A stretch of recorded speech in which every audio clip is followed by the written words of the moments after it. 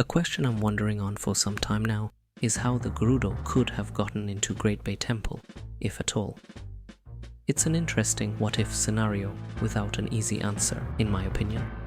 In this video, I want to explore this, and it should hopefully answer the question.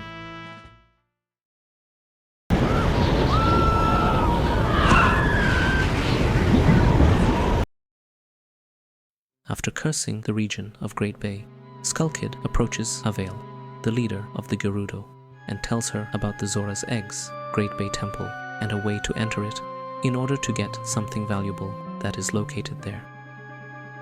We don't really know what exactly Skull Kid told the Gerudo, but here's what we can gather from Avail's dialogue. The Gerudo have to collect 7 eggs. They have to do this before the Zoras can retrieve the eggs. The eggs are the clue to dispersing or dealing with the so-called dragon cloud around Great Bay Temple, or at least make it manageable to traverse through it. Therefore, the eggs are the key to get into the temple. He who possesses the Zora eggs controls access to Great Bay Temple. A treasure lies there, which the Gerudo want. This treasure will make them rich. So, the Gerudo are trying to find a way inside Great Bay Temple in order to live a life in wealth.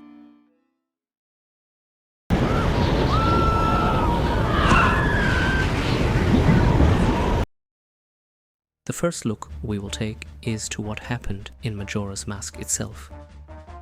The Gerudo are trying to enter Great Bay Temple directly by boat, with the storm still raging around the temple. As you can see, this fails, and the Gerudo are sent off flying. So, in the game, the Gerudo never get inside the temple, and will never fulfill their dream of becoming rich by stealing the treasure located there. Also, Link arrives shortly after this attempt and takes the ice arrows regardless.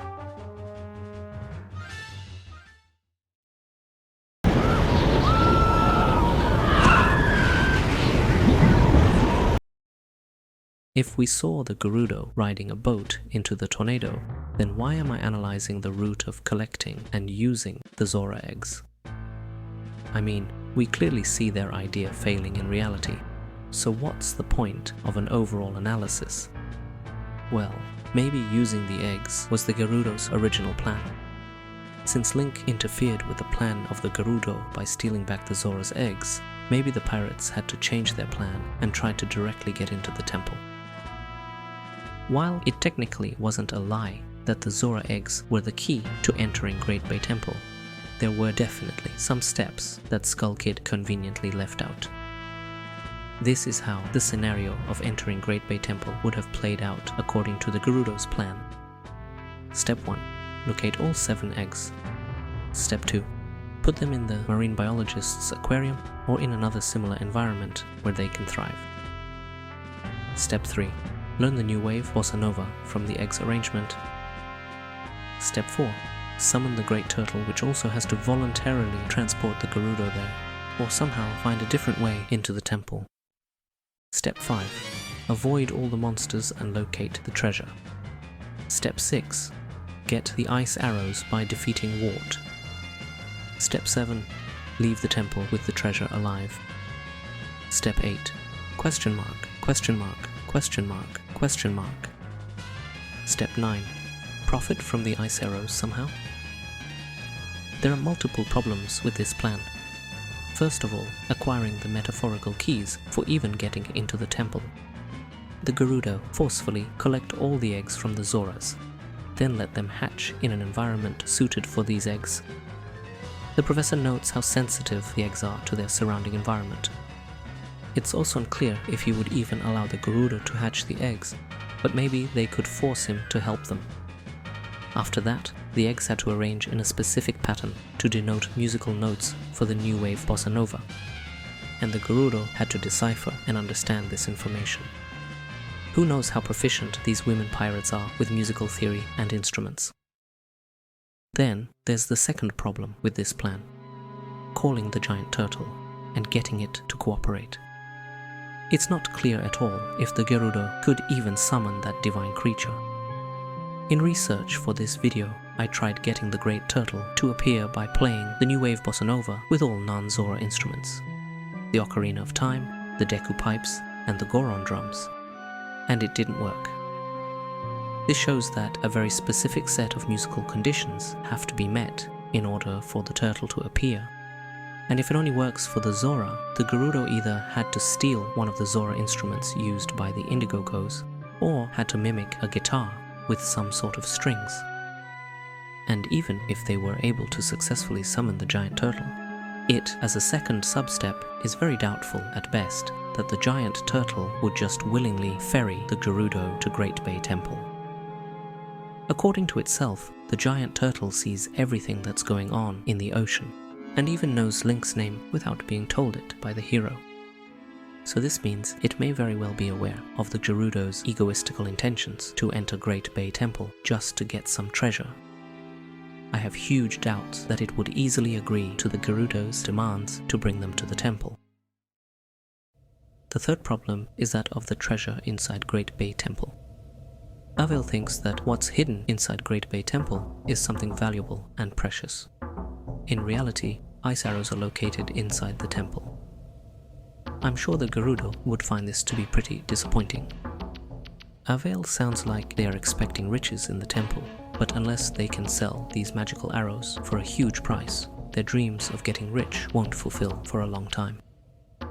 It's a reference to a popular meme, but I'm genuinely confused as to how the Gerudo would profit from being able to use ice arrows.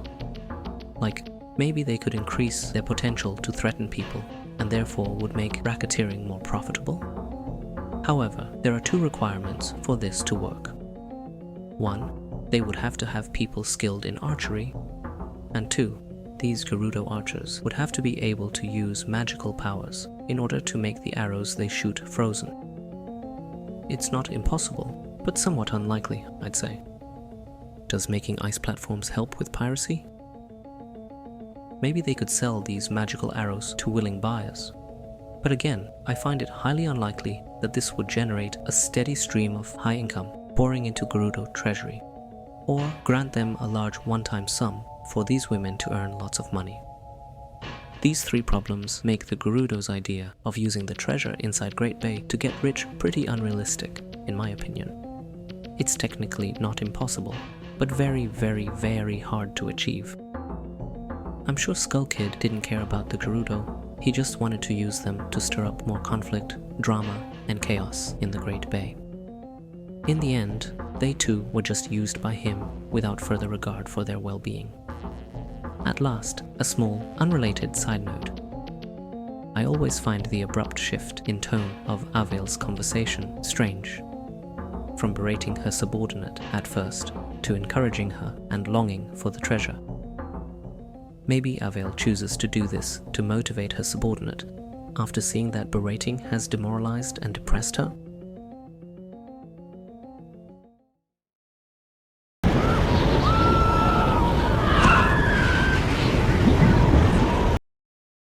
So, could the Gerudo have succeeded in entering Great Bay Temple? Well, the short answer is, no, they couldn't. They were withheld much crucial information, which was important for entering the temple. Here's an overview of all the things the Gerudo knew about Great Bay Temple, and what they didn't know about.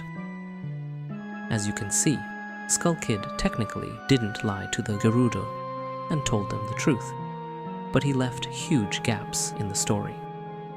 Therefore, the Gerudo's plan was doomed and a failure from the start. This was my video about how the Gerudo could, or rather couldn't, have entered Great Bay Temple. I hope you enjoyed it. Until next time.